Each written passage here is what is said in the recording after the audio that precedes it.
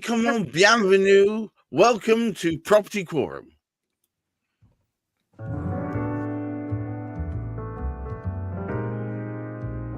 Now, by now, you may recognise some of the faces here. Of course, we've got Juliet, Baboolal, Gunnar Cook, and Chris Gilsenan of Rudoma, our esteemed Lord and Master Hamish McClay of Search and Convey.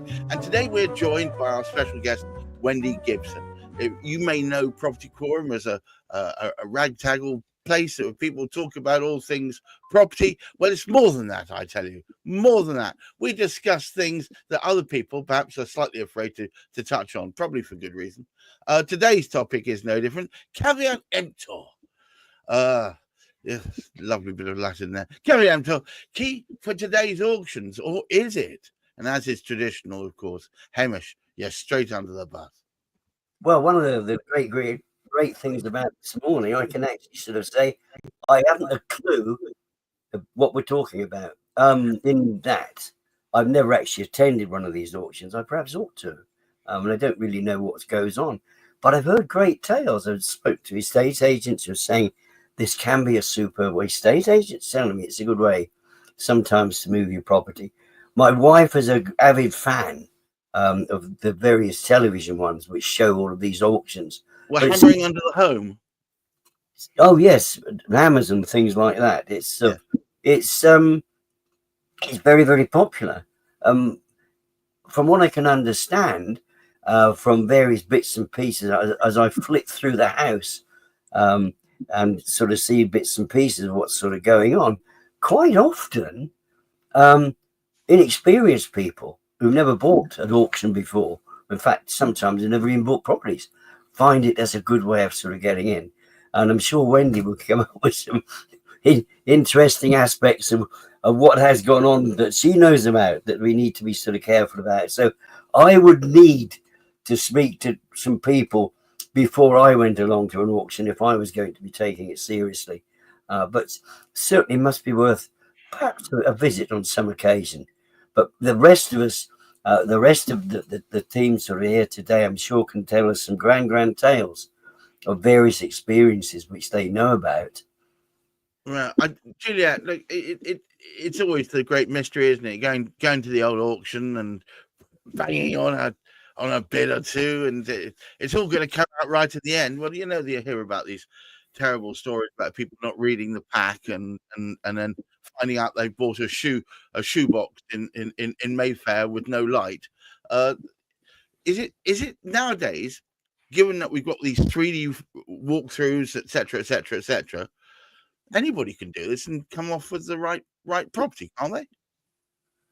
You would think that when you're investing in property that you do your research. And just to go back to caveat emptor, it means let the buyer beware. So yes, when you're going to auction, yes, it's a very special beast, an auction, because if you don't do your research and you haven't done your homework and you don't know what you're getting into, then the likelihood is you bid for a property, you exchange there and then you've got 20 days to come up with some monies to complete. So time is ticking at that point. And what you've got to realize is that if you're not a cash buyer and your finances are coming from a third party, the question is, will the third party fund what you've bid to buy? Because once you've exchanged, you're contractually bound to purchase this property. Otherwise, you'll lose your deposit. So, you've got to be mindful and you've got to be smart about it. We talk about approaching the right professionals all the time. It's not just a money thing, but it's a time thing as well. Because don't think you're going to get this property and you're going to have a team of builders ready to just step in and do the works. You need to get quotations. You need to understand what your budget requirements are. You need to understand if planning permission is involved in terms of the works that you want to do. There is so much involved. I had someone who wanted a stamp duty exemption. And they just thought, well, I think I fit the bill, so I've got stamp duty relief. And I think that's not how it works. You've got to do your research. So it's not just about what the property looks like, if it looks pretty on the picture and just seeing one of those home builder programs and you think, you know what, this is easy money here. Because even if you build up that property, there's tax implications. is the profit really what people make the profit out to be? Because you've got people selling this, I can make you rich, do this property scheme, pay me £900, come on my property course, and I'll teach you how to repeat this process, and you will literally be a millionaire in 2 years' time. There's one woman, actually, she's from Manchester. She comes on all these Instagram ads, and she was in Dubai, and she's like, look, I've made 3 million in the last 4 years just doing this. And you kind of think, there are punters who are so blind, who are just looking for guidance. They'll take their last pot of money, put it in that, and lose it all.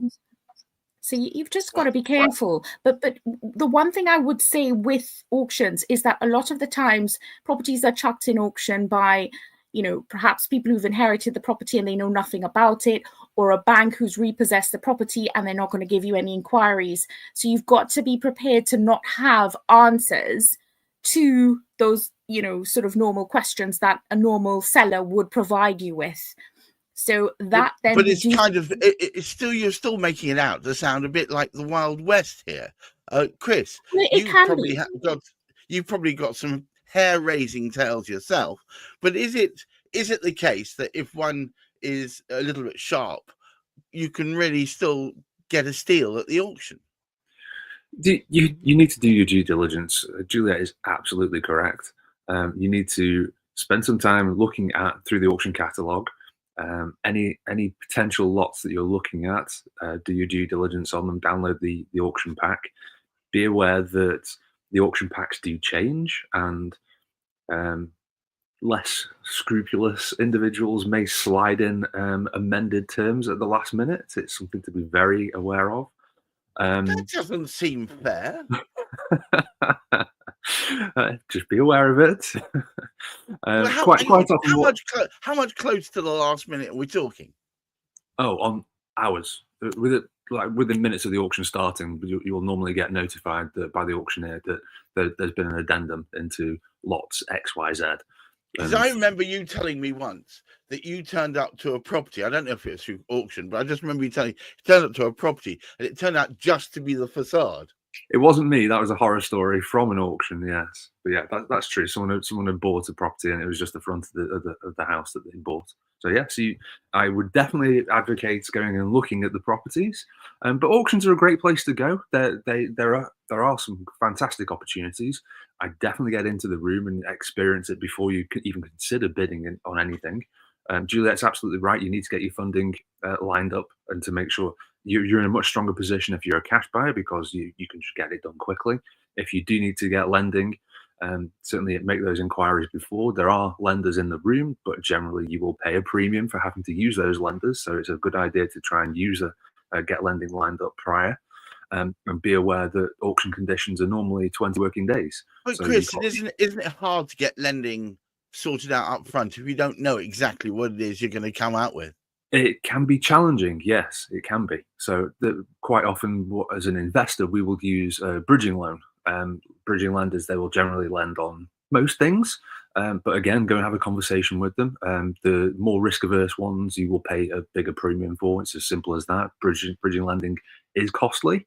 But yeah, to answer your initial question, yes, there are opportunities to be had in the room. There are auction traders, genuine property traders who are high volume traders who will buy and sell through the auctions. They primarily use the auctions as a disposal tool, and the way that their business operates is at speed. So they're constantly doing deals with people in the background and wholesaling these transactions, and they are looking to get rid of that property as quickly as possible.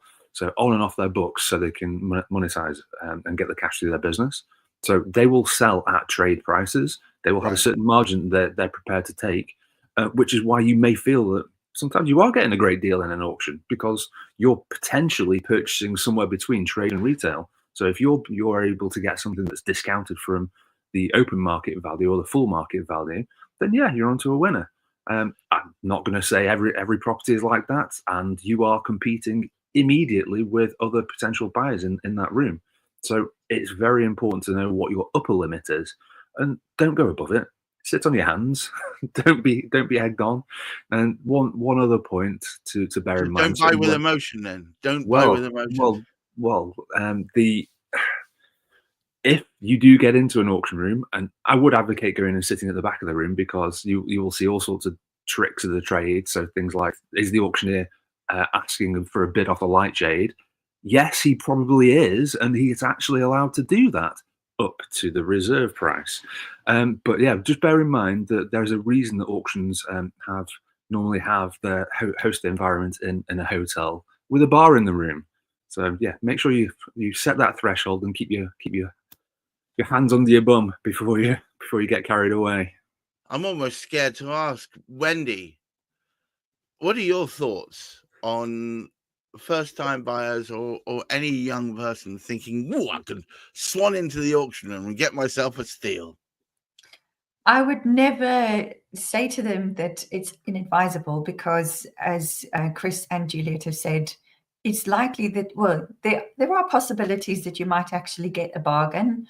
However, one of the common misperceptions about buying an auction is that you might automatically be able to use a mortgage, for example, as your funding source.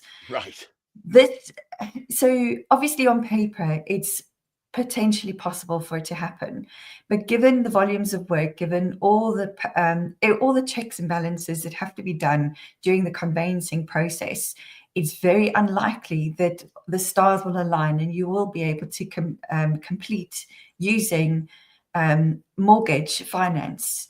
So exactly as Chris was saying, you've got to make sure that there are alternative funding available, and you use that alternative funding, whether it's to buy cash first and then consider mortgaging afterwards. Because if you're thinking of using a traditional mortgage, it's not going to happen. Just a timing issue. From a timing point of view, exactly. Because mortgage lenders are not typically very fast at acting, and speed is of the essence within auctions.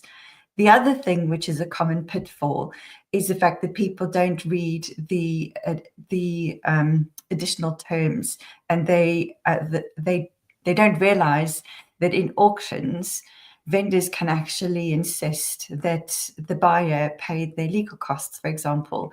So you might think that you're getting a bargain because you're buying cheaply, but you don't realize that behind the scenes, in the qualifying conditions, there are actually additional charges that you might have to pay. So it's not, what you're saying is, it's not really for the likes of you or me, it's for seasoned campaigners. You will find first-time buyers buying in auction, but if it goes through successfully, it's probably more down to luck than it is down to skill. Wow. Juliet, it's all down to luck, apparently. Yeah, someone said to me yesterday, you can't make an omelette without cracking eggs. So you got to get your toe dipped in that water, and you got to take risks. And sometimes that's the best way of learning. But when your learning is you've just lost your deposit, it's very deflating. So that's a hard lesson to come back from, isn't it? 100%, especially if it's your savings, and it's difficult. So yes, I would encourage people to explore. It's a beautiful thing if you know what you're doing, and the more of it you do, the more experience you've got, and you actually can read the room better. But you've got to do your homework, do your diligence, get the right people involved, ask many questions, so that I always say have a contingency fund, because 9 out of 10 times you're going to need to dip into it. But the reality is, if you're prepared in that way, knowing that, look, I've done the right thing in terms of I know the type of property I'm going to invest in, I've got the right team to do the works or whatever, then yes, you are sort of doing your diligence so that the sort of hiccups that can come after you or the repercussions are reduced. You're doing your risk analysis there, and that's important when you go to auction. Hamish, I thought all the fun of the auction was turning up, not knowing quite what you were going to be, but getting in there and having a tussle and coming out with that steal of the day. Is that no longer the case? Well, to be perfectly honest, I'm seriously tempted now just to go along to the auction, the experience of it. I mean, what Chris has been saying about the antics that sort of go on, it's got to be worth the experience. And I think it's sort of Wendy was intimating is too. It's not, you don't go to your first auction and buy your first property. That seems to me to be a sort of daft way forward. You want to actually go there. The fact that drinks are available as well would perhaps sort of attract me, because I could sit there at the back and sort of watch. I was going to say gleefully, that's perhaps not the right, but just watch what was going on, because you can actually sort of pick up from that. It depends on how many sherbets you have before you get there, I guess. Oh, that as well. But because, yes, there will be a few indulging in their sherbets. Certainly, it was very.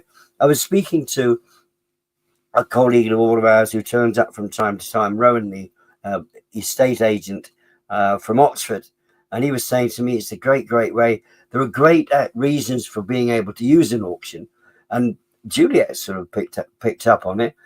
If you've inherited a property, it is something you can sort out and resolve very, very quickly. I think everybody's intimated this. Hey, look, the job's done. It's done within 4 weeks, and that's a good one. And if you're selling your property and that money's coming straight back to you, and the buyer, you as a seller, you don't have to pay estate agent fees. Yes, it's a very clean and quick, but you may well end up not quite getting what you expected. I think I mean, everybody has actually sort of said to us, and we're in amongst experts here, and they've said, hey, you need to be working with the right people to go in to get the right results. We're banging that drum again, quite rightly too. But so good fun experience, I think, if you're not buying a property. If you're going in there with no view to purchase anything at all, it can be a right laugh. But if you're going in there, make sure you've done that first bit a few times first, so you get the hang of the thing. And be aware, you can lose the shirt off your back if you're not careful. But it does seem that if you want to realize funds for a property you've inherited blooming quick, that might be the way forward. I don't know. I do know one thing, that we have in this room a veritable plethora, yes, I said it, of people who can help you make sure you make those right decisions. Of course, we've got Wendy Gibson of the First Time Buyers Club, Lord and Master Hamish McClay of Search Convey, Juliet Baboolal of Gareth Wax, and of course Chris Gilsenan, our team property developer. But all these people are advising you not to take advice from them. All they're telling you is about their experiences. You're going to have to make a few of your own. I would say thank you all for attending. Try and keep your feet on the ground. Reach for the stars and make sure you read the auction pack. I think I got that from a television show. Until next time, please make sure you look after your mental health. Bye-bye now.